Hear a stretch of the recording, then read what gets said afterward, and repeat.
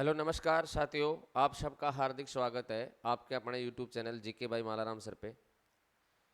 साथियों, यदि आप Haryana police, Haryana group D और दिल्ली पुलिस या इसके अलावा एसएससी से रिलेटेड कोई भी एग्ज़ाम की आप तैयारी कर रहे हो तो आपको बहुत ही बेहतरीन क्वेश्चन है वो यहाँ मिलेंगे। आज हम भारत का जो है, भारत के बारे में उसकी सामान्य जो जानकारी है उसका अध्ययन इन क्वेश्चनों में करेंगे।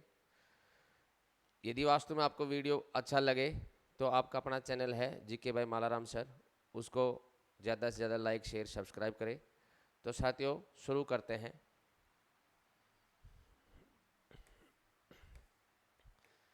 कि उत्तर में हिमालय से लेकर के, उत्तर में हिमालय से लेकर के दक्षिण में समुद्र तक फैला यह जो उपमहाद्वीप है भारतवर्ष के नाम से ज्ञात है या इसको जाना जाता है। तो भारत देश को एक उपमहाद्वीप के समान बताया गया है क्योंकि यहाँ बहुत सारी विशेषताएं पाई जाती हैं, जिसे महाकाव्य तथा पुराणों में भारतवर्ष कहा गया है। ठीक है, तो हमें ये चीज़ ध्यान रखनी है कि जो भारत देश है उसको भारतवर्ष कहाँ बोला गया है, तो महाकाव्य और पुराणों में किस नाम से जाना गया है इसको, भारतवर्ष के नाम से, महाभारती को। ठीक है ना, अर्थात भारत का देश, भारत का देश तथा यहाँ के निवासियों को भारती, भारती बोले तो भरत की संतान, तो जो राजा भरत था उसकी संतान भारती, और ये भूमि भारत की भूमि यानी भारत देश कहा गया है। यूनानियों ने भारत को इंडिया, तो ये क्वेश्चन भी बहुत अच्छा पूछा जाता है कि भारत को इंडिया नाम या इंडिया के नाम से किन्होंने जाना, तो यूनानियों ने भारत को किस नाम से जाना था, इंडिया के नाम से। और जो कालीन जो मुस्लिम इतिहासकार हैं इन्होंने हिंद अथवा हिंदुस्तान के नाम से संबोधित किया है इसको। तो भारत देश को हिंद या हिंदुस्तान, हिंद या हिंदुस्तान, तो जो मध्यकालीन मुस्लिम इतिहासकार हैं उन्होंने इस नाम से इसको क्या किया है, संबोधित किया है। इसका आगे देखेंगे हम।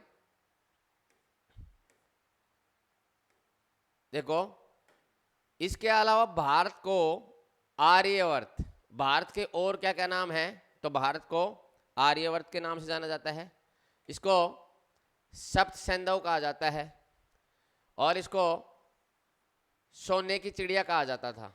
भारत देश इतना संपन्न था, ठीक है, कि इसको सोने की चिड़िया के नाम से जाना जाता है। ये भारत के नाम है। और जगत गुरु, शिक्षा में हम सिरमौर थे, ठीक है। तो भारत देश के कौन कौन से नाम हैं हमने पढ़ा कि जो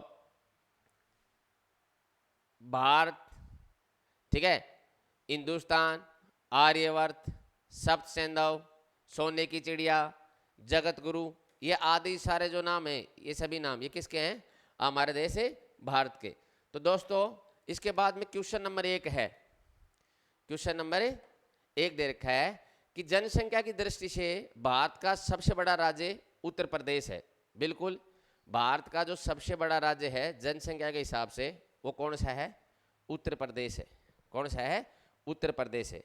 अब देखो, जो अपना उत्तर प्रदेश जो राज्य है उसकी जनसंख्या कितनी है, उत्तर प्रदेश राज्य की जनसंख्या कितनी है, तो देखो आप इस चीज को याद कर सकते हो, बिल्कुल इजी है। आप पहले 1998 याद कर लेना, 1998 जैसे सन होते हैं, साल होते हैं वैसे, ठीक है। उसके बाद में 1 2 3 4 और फिर 1, तो ये है उत्तर प्रदेश की जनसंख्या, ठीक है। तो भारत देश जो है उसका सबसे बड़ा राज्य, यदि जनसंख्या के हिसाब से पूछे तो, क्षेत्रफल की बात नहीं कर रहा हूं, जनसंख्या के हिसाब से कौन सा है, उत्तर प्रदेश है। और सबसे छोटा कौन सा है, तो सिक्किम है। जनसंख्या के हिसाब से सबसे छोटा कौन सा है, सिक्किम है। और सिक्किम की जनसंख्या कितनी है, सिक्किम की जनसंख्या कितनी है, तो 6,10,577। ये 2011 की जनगणना के अनुसार बात कर रहा हूं मैं, 2011 की जनगणना के अनुसार बता रहे हैं, ठीक है। नेक्स्ट क्वेश्चन है अपना कि क्षेत्रफल की दृष्टि से, और इसमें एक चीज और याद रखनी है हमें कि ऐसा आ जाए कि विश्व में जनसंख्या की दृष्टि से सबसे बड़ा देश तो चीन। कौन सा देश है? चीन। ठीक है ना। हालांकि कुछ लोग मान रहे हैं कि भारत है वो पहले नंबर पे आ गया जनसंख्या में, लेकिन हम 2011 की जनगणना के अनुसार बात कर रहे हैं तो अभी तक चीन है। ठीक है। और क्षेत्रफल की दृष्टि से भारत का सबसे बड़ा राज्य, अभी बात कर रहे थे हम जनसंख्या के हिसाब से, अब क्षेत्रफल की दृष्टि से कि भाई क्षेत्रफल के हिसाब से कौन सा है सबसे बड़ा राज्य, तो राजस्थान। कौन सा है साथियों? राजस्थान। राजस्थान का क्षेत्रफल कितना है? ठीक है, तो 3,42,239 वर्ग किलोमीटर। 3,42,239 वर्ग किलोमीटर। कौन सा? राजस्थान। जनसंख्या में तो उत्तर प्रदेश था, लेकिन क्षेत्रफल में कौन सा राज्य बड़ा है सबसे? तो राजस्थान है। ठीक है। सबसे छोटा कौन सा है? तो गोवा। क्षेत्रफल की बात करें तो सबसे छोटा राज्य कौन सा है? तो गोवा है। गोवा का क्षेत्रफल कितना है? तो 3702 वर्ग किलोमीटर है। कितना है? 3702 वर्ग किलोमीटर। ये चीज याद रखनी है आपको कि सबसे छोटा राज्य गोवा क्षेत्रफल के हिसाब से, जनसंख्या के हिसाब से सिक्किम। ठीक है। चलो और देखते हैं नेक्स्ट। क्षेत्रफल की दृष्टि से भारत का सबसे छोटा राज्य, अभी बताया मैंने, क्षेत्रफल की दृष्टि से भारत का सबसे छोटा राज्य कौन सा है? तो गोवा है। कौन सा है? गोवा है। ठीक है। तो गोवा है और गोवा का क्षेत्रफल कितना बताया आपको? 3702 वर्ग किलोमीटर। वर्ग किलोमीटर। ठीक है। उसके बाद में देखो आप नेक्स्ट है जनसंख्या की दृष्टि से भारत का सबसे छोटे राज्य, तो सिक्किम बता दिया आपको, 6,10,577 वहां की जनसंख्या है। नेक्स्ट क्वेश्चन अपना कि भारत की राजधानी नई दिल्ली है। भारत की राजधानी कौन सी है? नई दिल्ली। तो हम सब जानते हैं। ठीक है। हम सब जानते हैं कि भारत की जो राजधानी है वो कौन सी है? नई दिल्ली है। तो नई दिल्ली भारत की राजधानी है। ये कब बनी? भारत की राजधानी नई दिल्ली कब बनी? तो 11 दिसंबर 1911 को। देखो डेट याद रखनी है, 11 दिसंबर 1911 को। ठीक है। या आप इसको याद रखने के लिए 11, 12, 11 भी कर सकते हो। ठीक है ना। तो उस समय क्या हुआ था कि जॉर्ज पंचम था, जॉर्ज पंचम, उसने दिल्ली दरबार लगाया था। ठीक है। और उस समय जो गवर्नर जनरल कौन थे? Governor general. तो उस समय गवर्नर जनरल थे लॉर्ड होर्डिंग्स। Lord hoardings. ठीक है। तो उसने क्या किया था कि 11 दिसंबर 1911 को उसे दिल्ली दरबार के अंदर ये फैसला लिया गया कि भारत की जो राजधानी है वो हम दिल्ली को बनाने जा रहे हैं। तो भारत की राजधानी की घोषणा कब हुई थी? 11 दिसंबर 1911 को। देखो लेकिन ये विधिवत रूप से काम कब करने लगी दिल्ली राजधानी? तो 13 फरवरी 1931 को, याद रखना 13 फरवरी 1931 को लॉर्ड इरविन गवर्नर जनरल थे उस समय, लॉर्ड इरविन। ठीक है ना। तो दिल्ली ने तब से अपना काम करना शुरू कर दिया। कब से? 13 फरवरी 1931 से लॉर्ड इरविन के समय। बनी कब? घोषणा कब की गई? 11 दिसंबर 1911 को। गवर्नर जनरल कौन था उस समय? ये याद रखना, लॉर्ड होर्डिंग्स। ठीक है।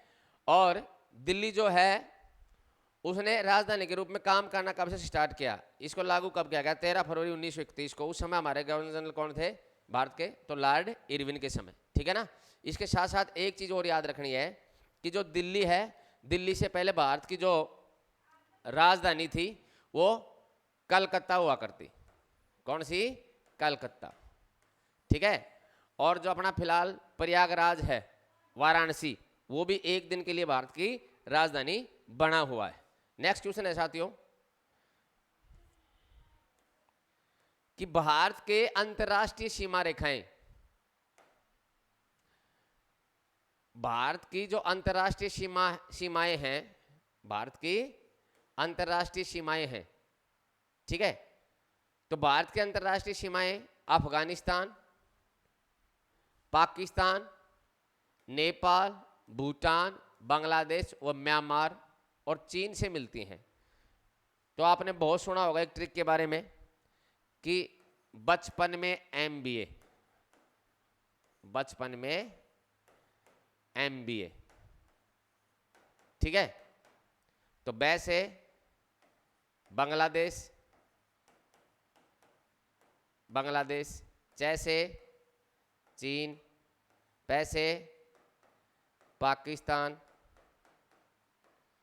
और न से नेपाल, न से नेपाल। और देखो एमबीए, तो एम से म्यांमार और बी से भूटान और ए से अफगानिस्तान, अफगानिस्तान है साथियों, ठीक है ना। तो देखो भारत की जो सीमा रेखा है वो अपने 7 पड़ोसियों से मिलती है, ठीक है। तो बांग्लादेश है, चीन है, पाकिस्तान है, नेपाल है, भूटान है, म्यांमार है, अफगानिस्तान है। तो बचपन में एमबीए, इस शब्द को आपको ध्यान रखना है। प्रश्न ये भी आ सकता है साथियों कि जो भारत जो देश है उसकी सबसे लंबी सीमा रेखा किस देश के साथ से या किस देश के साथ लगती है। तो पहला ये बिल्कुल सही, सारे क्रम इनका एक बराबर है, ये सबसे ज़्यादा बांग्लादेश के साथ, फिर चाइना, तो ये सारे इनके ना नंबर बराबर। तो लास्ट में सबसे ज़्यादा जो भारत की सीमा रेखा है वो किस देश के साथ लगती है, तो बांग्लादेश के साथ। कितनी, तो 4096 किलोमीटर भारत की बांग्लादेश के साथ कितनी सीमा लगती है, तो 4096 किलोमीटर, ठीक है ना। और सबसे कम तो बचपन में एमबीए, तो बै से बांग्लादेश सबसे ज़्यादा लंबी सीमा लगती है, ठीक है। और ए से अफगानिस्तान, अफगानिस्तान के साथ 106 किलोमीटर, 106 किलोमीटर। तो याद रखना है साथियों, ये भारत के पड़ोसी देश हैं जिनसे भारत देश की सीमाएं लगती हैं, ठीक है ना। नेक्स्ट अपना क्वेश्चन है, देखते हैं कि भारत का क्षेत्रफल कितना है, ठीक है ना। तो भारत का क्षेत्रफल है 32,87,263 वर्ग किलोमीटर है, ठीक है।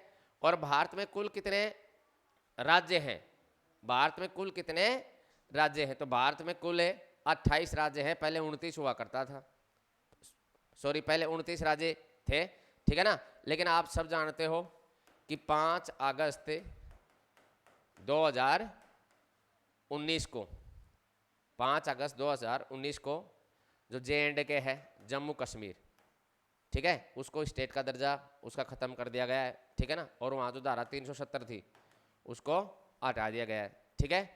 तो यहाँ भारत में कुल राज्य कितने हैं, तो कुल राज्य कितने हैं, 28 राज्य हैं, ठीक है। नेक्स्ट क्वेश्चन है अपना, देखो केंद्र शासित प्रदेशों की संख्या कितनी है, तो केंद्र शासित प्रदेशों की संख्या कितनी है, 8। भारत देश में कितने केंद्र शासित प्रदेश है, 8 है, ठीक है। नेक्स्ट क्वेश्चन है अपना, लोकसभा की सीटें, तो देखो ध्यान से, लोकसभा की सीटें, ठीक है। तो लोकसभा की सीटें कितनी है, 550 का प्रावधान है, ठीक है। और अधिकतम 552 हो सकती हैं, कितनी हो सकती हैं, 552, लेकिन फिलहाल 545 जो सीटें हैं, ठीक है। तो इनके ऊपर ये भी हम जानते हैं कि पहले जो राष्ट्रपति जो मनोनीत करता था 2 सदस्य एंग्लो इंडियन लोकसभा के अंदर, ठीक है ना, तो उसको अब क्या कर दिया गया है, हटा दिया गया है। तो लोकसभा की सीटें कितनी हैं, प्रावधान 550 का है, अधिकतम 552 भी हो सकती है, ठीक है ना। और वैसे कितनी हैं, फिलहाल 545 सीटें हैं। कितनी सीटें हैं फिलहाल, 545 सीटें हैं, ठीक है ना। उसके बाद में देखो जैसे नेक्स्ट दे रखा है राज्यसभा की सीटें, राज्यसभा की सीटें, ठीक है। तो राज्यसभा की सीटें कितनी का प्रावधान है, 250 का, कितनी का प्रावधान है? 250 का, ठीक है। अब इसमें 200, लेकिन फिलहाल कितनी 245 पे, तो 233 तो हैं राज्यों के लिए, और 12 सदस्य जो राष्ट्रपति होता है, जो कला विज्ञान साहित्य इनमें जो अव्वल आदमी होते हैं, ठीक है, उनको राष्ट्रपति क्या करता है? मनोनीत करता है। तो राज्यसभा में, राज्यसभा की सीटें कितनी हैं यहाँ पे? अधिक कितनी हो सकती हैं? 250 का प्रावधान किया गया है, फिलहाल 245 हैं, 233 राज्य और केंद्र शासित प्रदेशों से चुन के आते हैं, ठीक है ना। और 12 सदस्यों को राष्ट्रपति क्या करता है? मनोनीत करता है, ठीक है।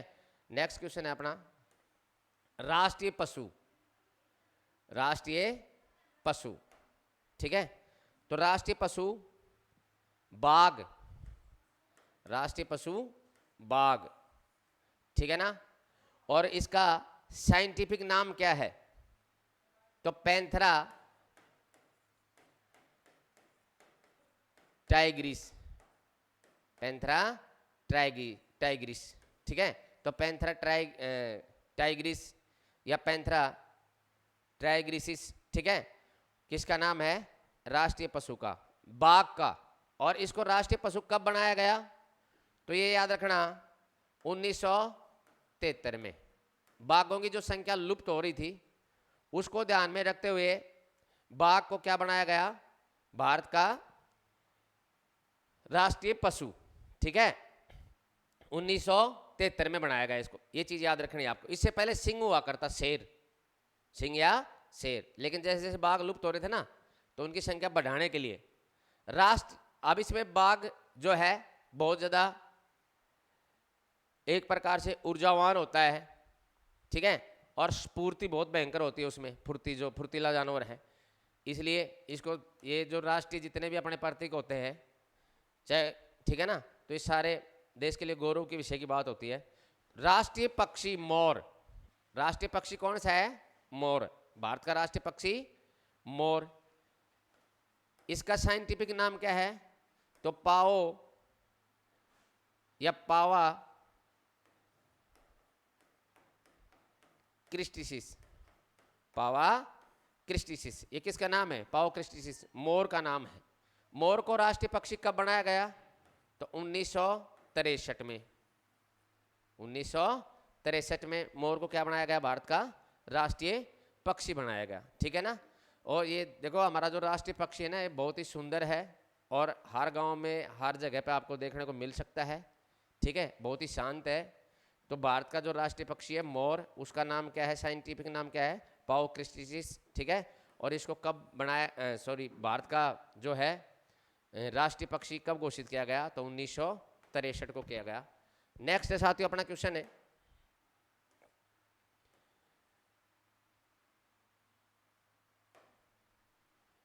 राष्ट्रीय पुष्प कमल का फूल, राष्ट्रीय पुष्प जो है कमल का फूल है, यह राष्ट्रीय फूल है, वो कौन सा है? कमल का फूल। साइंटिफिक नाम क्या है इसका? तो नेलुम्बो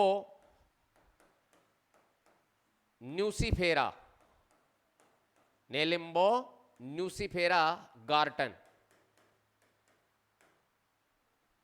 क्या नाम है? नेलिम्बो न्यूसीफेरा गर्टन, गर्टन है, ठीक है ना। तो ये इसका साइंटिफिक नाम है, किसका? भारत के राष्ट्रीय पुष्प का, ठीक है। और भारत का राष्ट्रीय पुष्प कौन सा है? कमल का फूल, ठीक है। तो कमल का फूल बहुत ही पवित्रता का प्रतीक है, ठीक है, कीचड़ में वो खिलता है, उसके बाद भी उसकी जो पवित्रता है वो अव्वल दर्जे की है, ठीक है। और इसको लागू कब किया गया? तो 24 जनवरी 1950 को क्या किया गया? इसको अपना लिया गया, किसको? कमल के फूल को। सॉरी भाई, 26 जनवरी है, 26 जनवरी आएगा इसका। तो 26 जनवरी 1950 को कमल के फूल को क्या कर लिया? हमने अपना लिया अपने राष्ट्रीय पुष्प के रूप में, ठीक है। नेक्स्ट क्वेश्चन है अपना राष्ट्रीय वृक्ष, ये बरगद है, ठीक है। तो राष्ट्रीय वृक्ष कौन सा है अपना? बरगद। साइंटिफिक नाम क्या है इसका? फिक्स बैंथालेसिस, फिक्स बैंथालेसिस। तो फिक्स बैंथालेसिस किसका नाम है? अपने राष्ट्रीय वृक्ष का नाम। ठीक है, राष्ट्रीय वृक्ष का नाम क्या है? फिक्स बैंथालेसिस, वट वृक्ष। इसको कल्प वृक्ष भी बोलते हैं। साथियों, इसकी जो जड़ें हैं बहुत ही मजबूत होती हैं और बहुत ही शानदार पेड़ होता है और एक लंबे समय तक चलने वाला पौधा होता है। ठीक है, तो भारत सरकार ने इसको अपने राष्ट्रीय वृक्ष के रूप में अपनाया। साइंटिफिक नाम क्या है इसका? फिक्स बैंथालेसिस नाम है इसका। ठीक है, और इसको कब अपनाया गया? 1988 में। 1988 में। राष्ट्रीय फल आम, फलों का राजा। ठीक है, तो राष्ट्रीय जो फल है आम, तो आम जो है राष्ट्रीय फल, इसका साइंटिफिक नाम क्या है? तो Mangifera, Mangifera indica. Mangifera indica नाम है हमारे राष्ट्रीय फल का। ठीक है, और राष्ट्रीय फल को कब अपनाया गया? 26 जनवरी 1950 को। 26 जनवरी 1950 को जो आम है, ये हमारे देश की जो जलवायु है उसका प्रतीक होता है, ट्रॉपिकल। ठीक है ना? तो देखो, उसके बाद में नेक्स्ट देखते हैं साथियों, राष्ट्रीय जलीय जीव। राष्ट्रीय जलीय जीव। ठीक है, तो राष्ट्रीय जलीय जीव कौन है? गंगा डॉल्फिन है। गंगा डॉल्फिन है। इसको राष्ट्रीय जलीय जीव का दर्जा कब दिया गया? तो 5 अक्टूबर 2009 को। 5 अक्टूबर 2009 को जो हमारा राष्ट्रीय जलीय जीव है गंगा डॉल्फिन, जो गंगा नदी में पाई जाती है। ठीक है ना? बहुत ही अच्छे जीवों में आते हैं ये डॉल्फिन जो है। ठीक है, राष्ट्रीय विरासत पशु, हेरिटेज जो एनिमल है। ठीक है, विरासत पशु हाथी। कौन सा है? हाथी। इसको कब विरासत पशु की श्रेणी में रखा गया? तो इसको रखा गया 2010 में। 2010 में। तो याद रखना है साथियों, बहुत ही अच्छे अच्छे क्वेश्चन है। ठीक है, नेक्स्ट है अपना भारत की राष्ट्रीय नदी। भारत की राष्ट्रीय नदी कौन सी? गंगा नदी। गंगा तेरा पानी अमृत। तो गंगा नदी क्या है? भारत की राष्ट्रीय नदी है। भारत की जो राष्ट्रीय नदी है गंगा। और इसको राष्ट्रीय नदी कब घोषित किया गया? 2008 में। कब घोषित किया गया? 2008 के अंदर गंगा को राष्ट्रीय नदी के रूप में घोषित किया गया। ठीक है, और ये इसकी जो लंबाई है वो 25-25 है, यानी 25-25 किलोमीटर तक, 2525 किलोमीटर तक बहती है। कौन? गंगा नदी। तो इसका पानी अमृत माना जाता है। इसके जल में कभी कीड़े नहीं पड़ते हैं। ठीक है ना?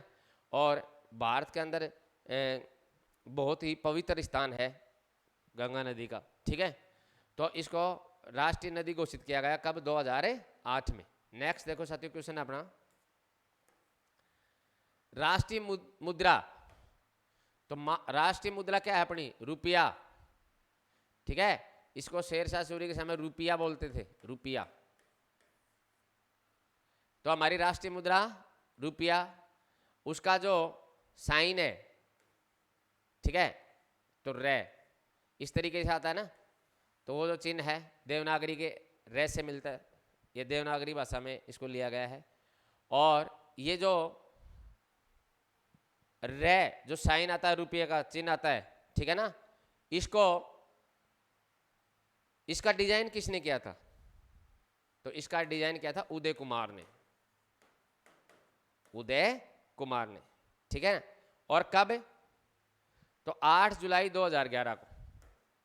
8 जुलाई 2011 को। ठीक है, तो 8 जुलाई 2011 को ये जो इसकी डिजाइन थी, अवधारणा थी, इसका प्रचलन हुआ। और ये उदय कुमार है ना, वो उसको करने वाला है। नेक्स्ट देखो, नेक्स्ट क्वेश्चन अपना, भारत की जनसंख्या तो भारत की जनसंख्या, देखो साथियों मैं बात कर रहा हूं जनसंख्या के संदर्भ में 2011 से, 2011 से। तो उस समय कितनी थी भारत की जनसंख्या 2011 में कितनी थी?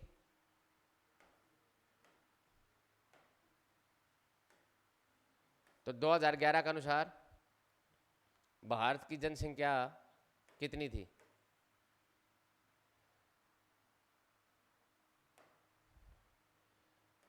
तो ये थी 121,056,95,73। ठीक है, 2011 के अनुसार थी भारत की जनसंख्या। जनसंख्या घनत्व 382, ये भी 2011 के अनुसार। ठीक है, तो जनसंख्या घनत्व में, जनसंख्या घनत्व की बात करें हम, और देखो विश्व की जनसंख्या कितनी थी 2011 के अनुसार? तो 7.86 अरब। किसकी? विश्व की। ठीक है, जनसंख्या घनत्व 2011 के अनुसार 382। ठीक है, जन घनत्व कितना था? 382 था। सर्वाधिक जन घनत्व, देखो सबसे कम जनसंख्या घनत्व, सबसे कम जनसंख्या घनत्व वाला प्रदेश, तो सबसे कम किसमें थी? अरुणाचल प्रदेश में। किसमें था? अरुणाचल प्रदेश में। कितने? मात्र 17 व्यक्ति प्रति वर्ग किलोमीटर में रहते हैं वहां पे, अरुणाचल प्रदेश में। और सर्वाधिक या सबसे ज्यादा, ठीक है, तो सबसे ज्यादा कहाँ? बिहार में। बिहार में 1106 व्यक्ति प्रति वर्ग किलोमीटर। तो ये दोनों चीज याद रखनी है आपको। नेक्स्ट दे रखा अपना साक्षरता दर। देखो इस चीज को समझना, साक्षरता दर है ना, वो 2011 की जनगणना के अनुसार कितनी थी भारत की? 74.04%। टोटल साक्षरता दर कितनी थी? 74.04। मैं भारत देश की बात कर रहा हूं, पुरुष और महिला। ठीक है, तो पुरुष की साक्षरता दर कितनी थी? आदमी कितने पढ़े लिखे थे? 82.14%। ठीक है, महिलाएं, महिलाएं कितनी? तो 64.46%। ये बात कर रहा हूं 2011 के अनुसार। और टोटल जनसंख्या कितनी थी? साक्षरता दर कितनी थी टोटल? 74.04%। पुरुष है 82.14%, महिला 64.46%। और विश्व की 2011 के अनुसार 84% साक्षरता दर थी। उस साक्षरता दर से हम अभी भी पीछे हैं। और जब देश आज़ाद हुआ था अपना 1947 को, तो 1947 के में भारत की जो साक्षरता दर है ना, वो कितनी थी 1947 में? तो 1947 में मात्र 18% साक्षरता दर थी भारत देश की। इतने लोग, अक्षर ज्ञान था इतने लोगों को। ठीक है ना, नेक्स्ट देखो।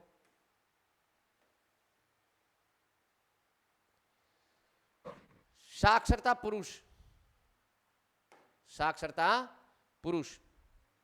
ठीक है, तो साक्षरता पुरुष में कितना आता है? साक्षरता पुरुष में मैंने बताया पुरुष साक्षरता दर 82.14% थी। ठीक है, 82.14% थी कुल पुरुष साक्षरता। ठीक है, और साक्षरता महिला, तो महिला 64.46। महिला साक्षरता दर कितनी थी? 64.46। आप देखो भारत में साक्षरता में,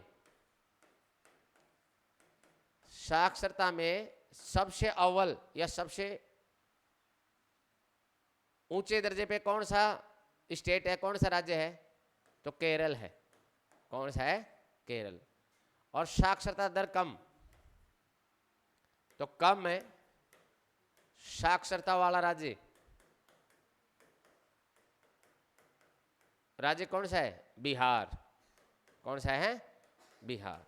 ठीक है, अब देखो केरल में केरल में कितनी है साक्षरता दर? ठीक है, तो केरल में 93 पॉइंट कितनी है?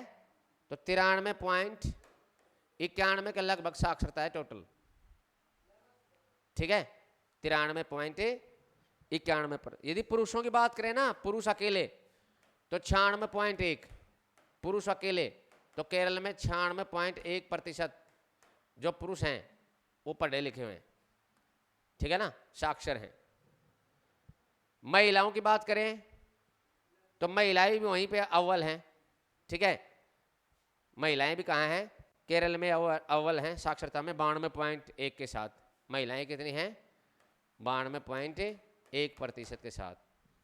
और यदि सबसे कम की बात करूं मैं, सबसे कम साक्षरता दर, तो बिहार में बता दिया मैंने सबसे कम साक्षरता वाला राज्य कौन सा है? बिहार। और सर्वाधिक साक्षरता वाला राज्य कौन सा है? केरल। अब बिहार के अंदर टोटल जो है वो 61, बिहार की बात कर रहा हूं मैं सिर्फ यहाँ पे बिहार की। ठीक है, तो टोटल जो है 61.80% लोग साक्षर हैं बिहार में 2011 की जनगणना के अनुसार। पुरुष कितने हैं? 71.20% पुरुष। ठीक है, और महिलाएं कितनी हैं? 51.50। महिलाएं कितनी साक्षर है वहां पे? 51.50%। ठीक है, नेक्स्ट साथियों अपना क्वेश्चन, लिंगानुपात की बात आ गई। लिंगानुपात के अनुसार देखो, तो लिंगानुपात में भारत का लिंगानुपात कितना है? तो 943 है 2011 की जनगणना के अनुसार। ठीक है ना। सर्वाधिक लिंगानुपात, भारत देश में सर्वाधिक लिंगानुपात वाला राज्य केरल। कितना? 1084। 1000 पुरुषों पे महिलाओं की संख्या 1084। और ये तो होगा सर्वाधिक लिंगानुपात वाला राज्य। ठीक है, और सबसे कम लिंगानुपात वाला राज्य, सबसे कम लिंगानुपात या महिलाओं की संख्या वाला राज्य 2011 की जनगणना के अनुसार हरियाणा। कौन सा स्टेट है? हरियाणा। कितनी थी? 879।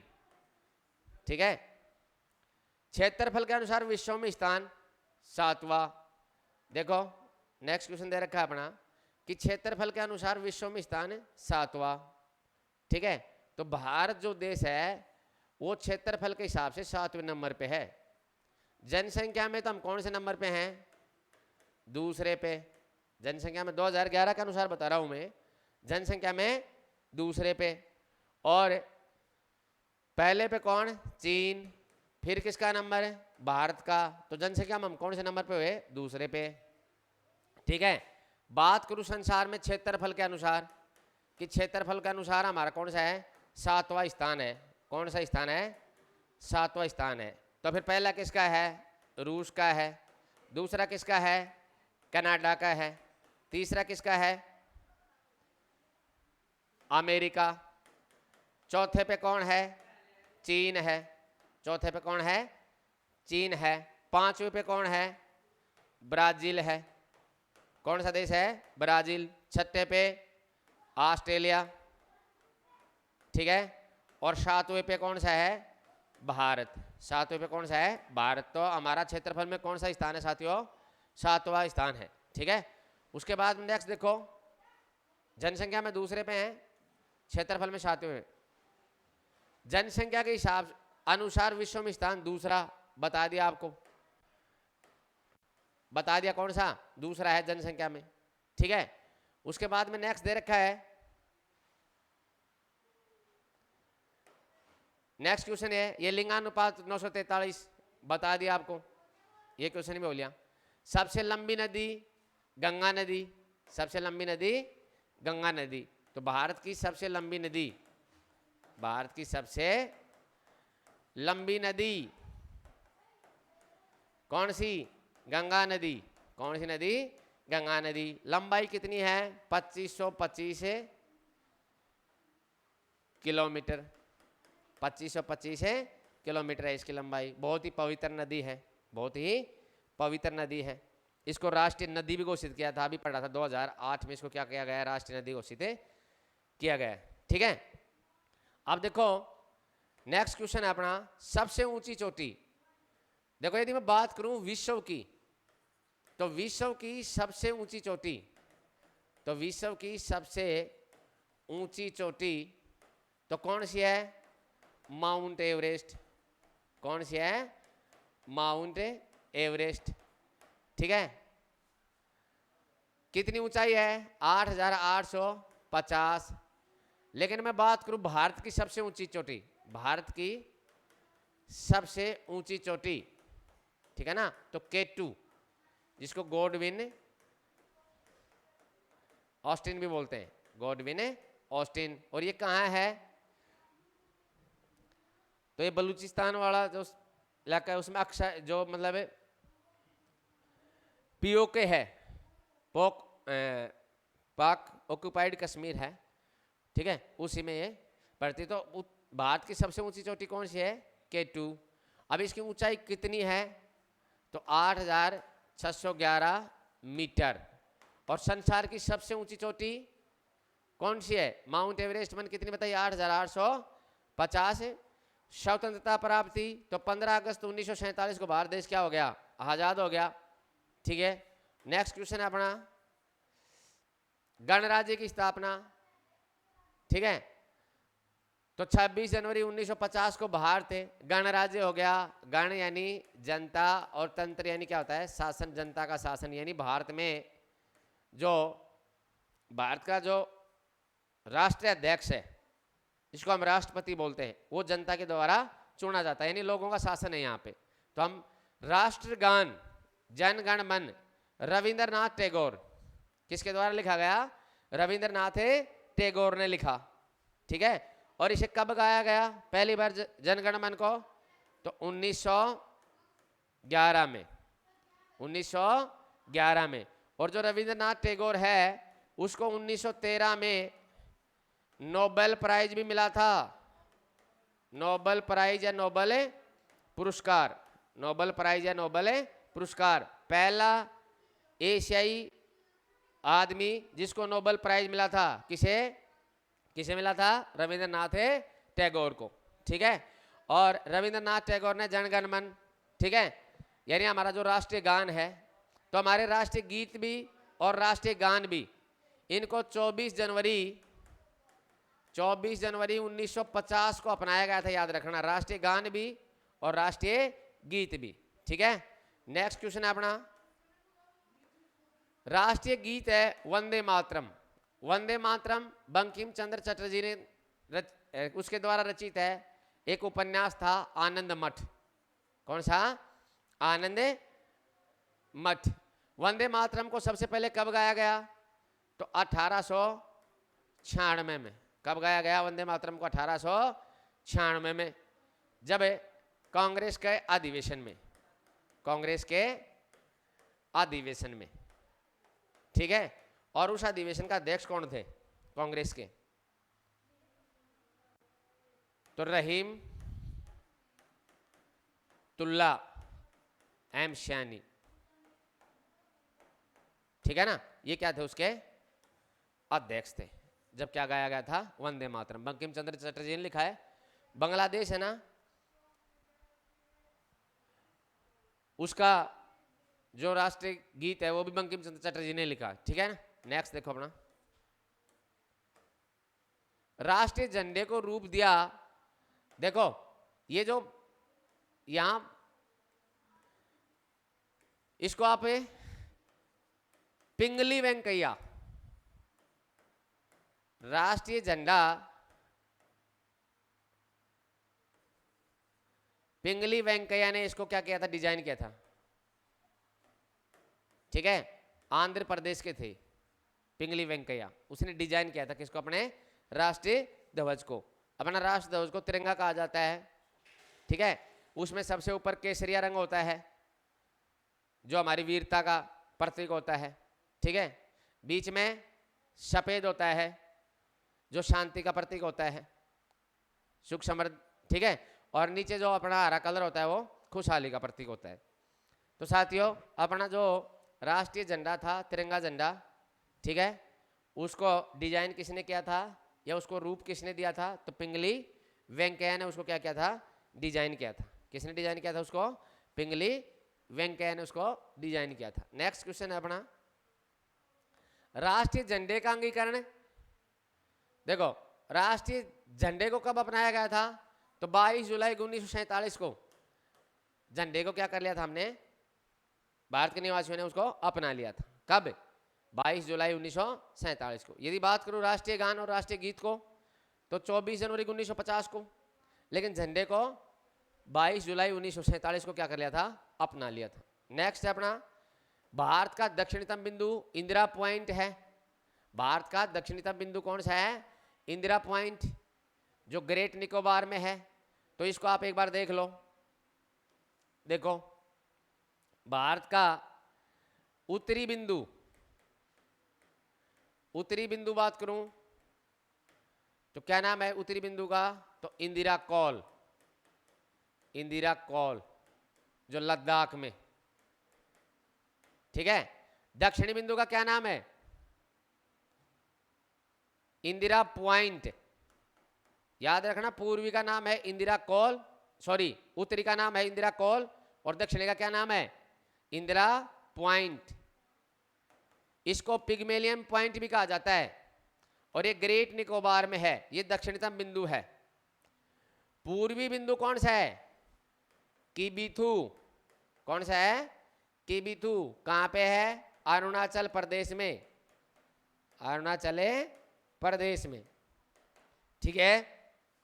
उसके बाद में हमें देखा है जो पश्चिमी बिंदु है वो कौन सा है? तो गौरमाथा। गौरमाथा कहाँ है? गुजरात। कौन सा? तो उत्तरी बिंदु, ऊपर वाला सबसे बिंदु है भारत का, सबसे जो अंतिम जगह है वो कौन सी है? इंदिरा कॉल। कौन सी है? इंदिरा कॉल। और दक्षिणी बिंदु अंतिम इंदिरा पॉइंट, ये निकोबार द्वीप समूह में है, ठीक है। और पूर्वी किबिथु है जो अरुणाचल प्रदेश के अंदर है, और पश्चिमी अपना गौरमाथा गुजरात के अंदर, ठीक है ना। नेक्स्ट देखो, तो ये आ गया अपने क्वेश्चन। पश्चिमी बिंदु देखो सर क्रीक जो गौरमाता गुजरात है, अभी बता दिया आपको, ठीक है। पूर्वी बिंदु बता दिया किबिथु अरुणाचल प्रदेश। मुख्य भूमि की दक्षिणतम सीमा कन्याकुमारी, ये चीज जरूर है। देखो जो मुख्य भूमि की दक्षिणतम सीमा है वो क्या है? कन्याकुमारी का केप कॉमरॉन। केप कॉमरॉन एक जगह है, केप कॉमरॉन। ये क्या है अपना? दक्षिणतम सीमा है, ये कन्याकुमारी में पड़ती है, ठीक है ना। याद रखना ये चीज। यदि बात ये कर दे अभी, जैसे भारत का उत्तरी पॉइंट पूछा था, दक्षिणी पॉइंट पूछा था, ठीक है ना। तो दक्षिणी पॉइंट पूछे तो क्या आएगा बताओ? जैसे उत्तरी पॉइंट में क्या था? इंदिरा कॉल, ठीक है। और दक्षिणी पॉइंट में क्या आएगा? दक्षिणी पॉइंट जो है उसमें देखो अभी कराया गया है, ठीक है। तो एक तो इंदिरा कॉल हो गया, एक तो क्या हो गया अपना? देखो इंदिरा पॉइंट।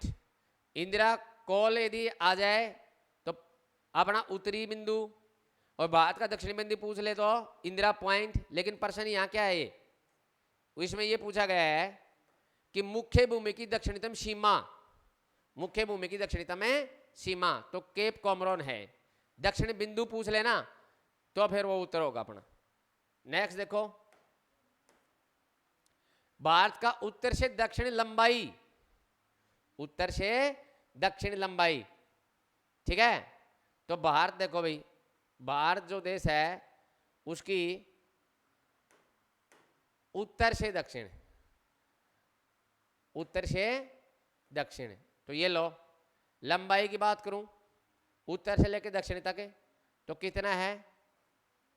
3214 किलोमीटर, ठीक है ना। यदि मैं बात करूं चौड़ाई की या पूर्व से पश्चिम तो कितना है, 2933, ठीक है ना, ये विस्तार है। ऐसे उत्तर से दक्षिण लगा करके भारत की जो लंबाई है ना वो 3214 है।